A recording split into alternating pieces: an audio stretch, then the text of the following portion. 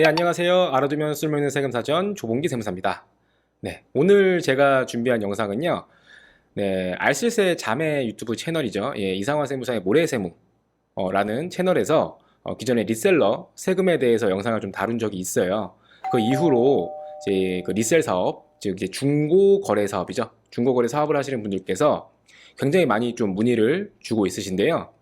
이 중고 거래 사업자에 대한 세금 부과 이거에 대해서 현재 이제 과세관청이 어떻게 좀 바라보고 있는지, 입장은 어떠한지, 그리고 이것을 좀 과세하기 위해서 앞으로 좀 보완해야 될 것들이 많이 있는데, 이러한 문제점들이 어떤 것들이 있는지, 이런 것들에 대해서 오늘 좀 더 자세히 다뤄보는 시간을 가져보고자 합니다. 네, 들어가 보시죠. 네, 일단 작년 국정감사 기사에서 이 중고거래가 이 과세 사각지대에 있다라고 하는 한 국회의원의 지적이 있은 이후로 이 중고거래 플랫폼 이 사업자들에게 이 과세 자료를 제출하게끔 의무화하겠다라는 이 세제 개편안이 나왔습니다. 쉽게 말해서 뭐 요새 중고거래 플랫폼들이 많이 있잖아요. 당근마켓, 뭐 크림, 뭐 등등의 여러 가지 플랫폼들이 있는데 그 플랫폼을 운영하는 사업자들한테 거기서 거래되는 그 거래 자료들을 국세청이 받아가겠다. 우리한테 자료를 줘라. 이렇게 세제 개편, 세법이 개정된다라는 그런 기사가 나왔고 이제 개정안이 나와 있는 상황입니다. 예, 그동안에 있던 중고거래 같은 경우에는요. 비사업자들, 그러니까 사업자가 아닌 사람들끼리의 거래라고 해서 과세를 하지 않고 있던 그런 상황이었어요. 그런 상황이었는데 이런 중고거래가 좀 계속적 그리고 반복적으로 쉽게 말해서 이제 사업성을 가지고서 이제 행해지는 사람들이 많다 보니까 그런 것들이 이제야 이제 국세청에서 인지를 하고서 이제 부랴부랴 좀 과세를 하겠다라는 취지의 이제 개정 내용이 나왔다라고 할 수 있는데요. 이 중고거래 사업자에 대한 과세 체계 마련을 위해서는요, 단순히 과세 자료를 받는 것에서 이제 끝나는 게 아니라 그 이외에 되게 보완해야 할 점들이 굉장히 많아요. 그런 것들을 이제 뒤에서 짚어보도록 하겠습니다. 네, 우선 중고 물품이라 하더라도 뭐 신발, 뭐 시계, 옷 같이 부가가치세가 과세가 되는 그런 재화를 계속 반복적으로 구입하고 판매해서 그렇게 수입을 발생시킨 행위가 있다라고 하면은 그 수입은 이제 세법에서 말하는 사업소득에 해당이 돼서요. 부가가치세, 그 다음에 종합소득세에 대한 납세 의무가 발생할 수 있게 됩니다.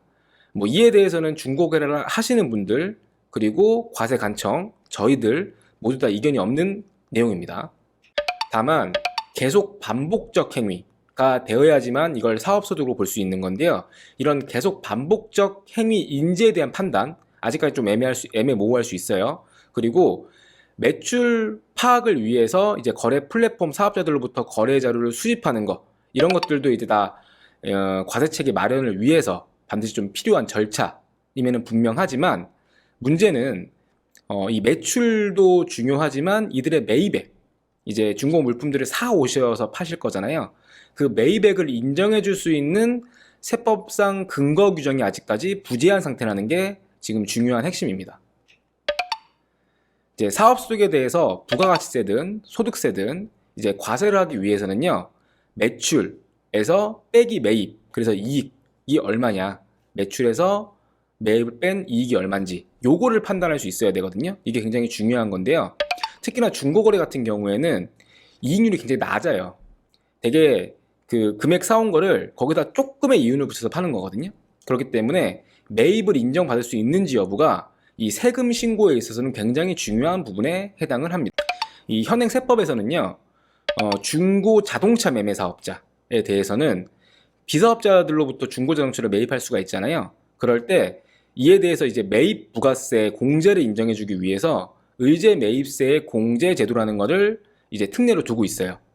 그래서 이분들이 중고차를 매입해 오는 경우에 그거에 대해서 매입세액을 공제해 줄 수 있다라는 개념으로 보시면 됩니다. 이 부가세법상 매입세 공제라고 하는 거는요, 적격증빙이라고 하죠. 뭐 세금계산서, 현금 영수증, 그다음에 신용카드 매출전표 이런 것들을 이제 발급을 받은 경우에만 매입세 공제가 가능한 개념이거든요.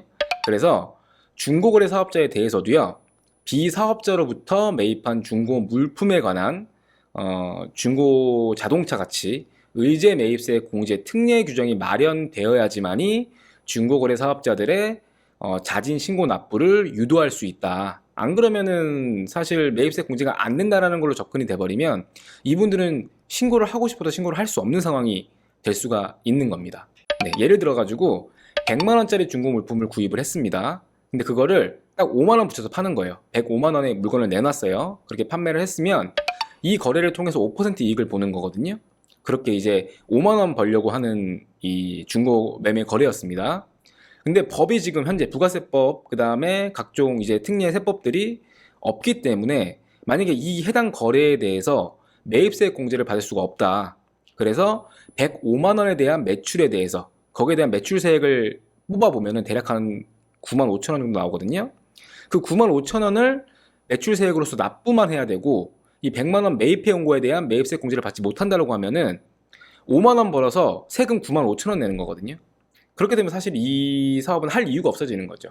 그리고 설령 이렇게 지금 한 상황이라고 하면은 이거를 자진해서 부가세 신고를 할 수가 없는 상황이 된다는 게 현재의 지금 상황이다. 이렇게 보시면 되겠습니다. 그리고 또 한 가지 좀 짚어줘야 되는 부분이 이렇게 법의 부재에 대한 문제도 있지만 중고거래 플랫폼에서도요. 이 과세자료 제출, 오케이. 법에서 강제하기 때문에 할 수밖에 없겠죠. 근데 판매, 그 플랫폼을 이용해서 중고 물품을 판매하는 사람들 있잖아요. 그 판매 업자를 등록할 때 사업자 여부를 지금 현재로서는 인증하게 하지 않고 있어요. 그러니까 사업자인지 모르고서 거래를 할 수밖에 없는 현 시점이라는 거죠. 이런 부분에 대한 시스템 개선이 필요한 상황이다. 이렇게 말씀을 드리고 싶습니다. 이제 비사업자에 대한 매입금 같은 경우에는 아까 앞에서 말씀드렸듯이 세법이 보완되어야지만이 매입세 공제가 가능한 부분이죠. 하지만 중고거래 플랫폼을 이용해서 물건을 파는 분들 중에서는요. 분명히 사업자 등록이 되어 있는 사업자도 분명히 있을 거다. 라는 거죠. 그래서 이 사업자들한테 매입한 물품은 사실은 현 시점에 세법으로도 충분히 매입세 공제가 가능한 부분이에요. 신용카드로 결제를 한다든지 현금으로 결제하더라도 현금 영수증이나 세금 계산서를 발급을 받으셨다면 충분히 현 시점에서도 매입세 공제 그리고 비용 처리가 전혀 문제가 없는 상황이거든요. 근데 중고거래 플랫폼에서 이 사업자에 대한 인증 제도를 두고 있지 않기 때문에 사실상 이 물품에 대한 판매자가 사업자인지 비사업자에 대한 구분이 사실상 불가능한 상황이다. 이렇게 보시면 되겠습니다. 네, 작년 이맘때쯤에 아마 리셀에 대한 저희가 영상을 모래샘에 올렸을 거예요. 그때부터 해서 지금까지도요, 이 리셀 거래를 하시는 분들께서 굉장히 많은 상담 요청을 해오고 있습니다. 이들 대부분이 문제가 되지 않는 선에서 자기는 세금 신고하고 싶다 이거예요. 근데 어딜 찾아봐도 뭐 문제가 될 수 있다. 되게 애매모호한 답변만 있고 또 뭐 신고를 어떻게 하면 된다. 뭐 신고는 할 수 있냐 없냐 이런 거에 대해서도 좀 명확히 답을 해주는 분들이 없기 때문에 굉장히 좀 난감해하고 있는 상황이다. 이렇게 보시면 되겠어요. 그래서 오늘 말씀드리고 싶은 거는 중고거래 사업자에 대한 과세체계 마련을 위해서는 세법에 대한 보완이 1차적으로 필요한 거고요. 그 다음에 거래 플랫폼에 대한 시스템 개선 이 두 가지가 선행이 되어야 한다는 거.